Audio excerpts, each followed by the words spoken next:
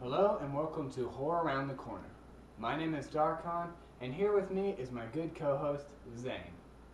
Hi, I'm Zane. I'm so excited about our new fucking product I could just die. Dude, what's with that? I can't take it anymore, man. I'm tired of watching your shitty-ass horror movies, and now you're saying you have something to replace Gingerdead Man? Oh, I can't take this. Dude, this movie's a good one. It's a solid scare and no bullshit this time. Okay? For real? For real.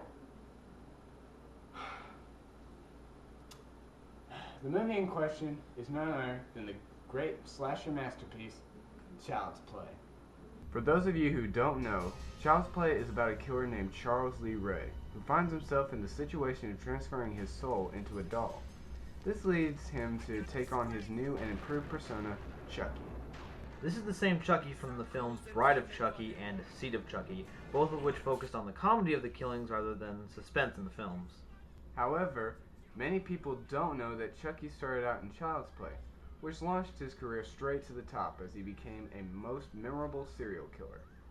So, let's not waste any time. Let's take a look at Child's Play. So our movie opens up in a police chase scene with... Wait, is that really... Yep. That's Chucky? Correction. That is Charles Lee Ray. He starts out as a wimp? Huh? Yeah, just listen to how he talks. Hey, help me!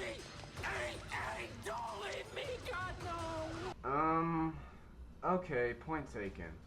Actually, I haven't realized that he acts completely different from his doll self.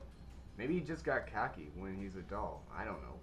So Charles is chased into a toy store and suddenly realizes that he's dying. Oh, God, I'm dying. He staggers around, bleeding to death, and stumbles upon a solution to his dilemma. He grabs this doll and starts chanting mysterious words as lightning and thunderclouds cover the area. And as soon as he's almost done, a lone lightning bolt strikes through the ceiling and zaps him and the doll. And so the delightful murderer is born. Later, we are introduced to our heroes. This is Andy, a little toddler who happens to want a toy called a good guy doll. He acts like a seriously depressed snot until his mom gets the doll from a peddler in an alleyway. Ah yes, the economics of back alley salesmanship, when quality isn't on the menu. For his birthday, he gets the good guy, but starts to realize that his new toy is alive. Which leads to our first death scene of Andy's Aunt Maggie falling out a window after being struck by a hammer. The police come over to investigate, but thinks that Andy killed her. The strange thing I noticed is that the suspense is what really makes the movie so good, but it shows us that Chucky is alive without waiting for any exposition of his identity. Where's the deception? Why can't we think that Andy did it and not Chucky?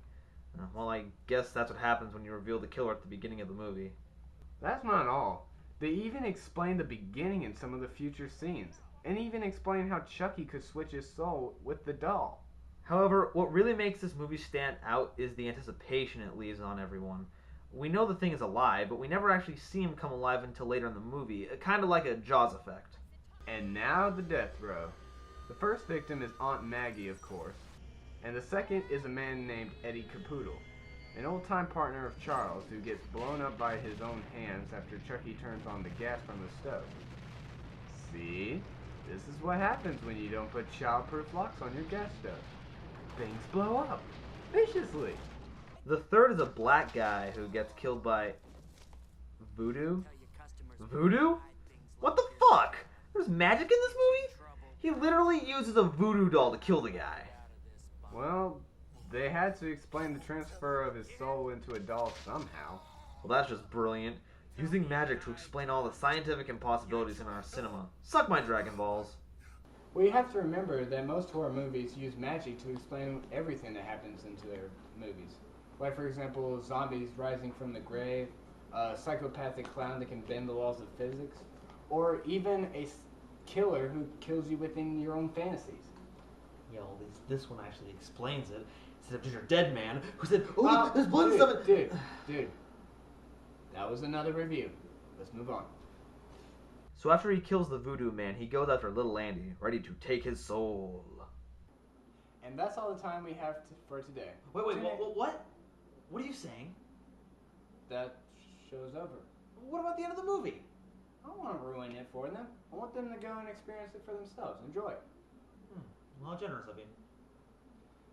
Tune in next week when we review a really bad horror flick that is probably really... Wait, a bad one? We just got finished with a good one. What are you talking about? Well, that's how this works. You knew when you joined this. We review a bad one, then we give them a replacement for that bad one, and then we go to review another bad one. Dark one? Tune in next week when we review the movie Fear.com. I'll kill you! You cinema-eating son of a...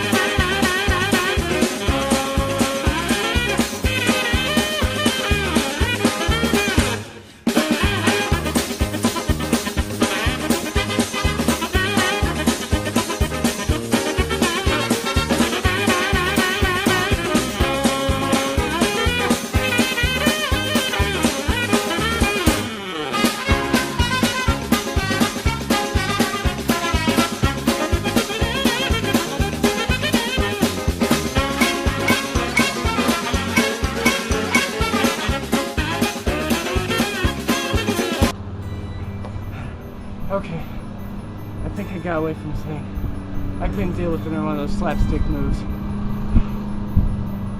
Oh, Dark One. Yes? Here's Sadie!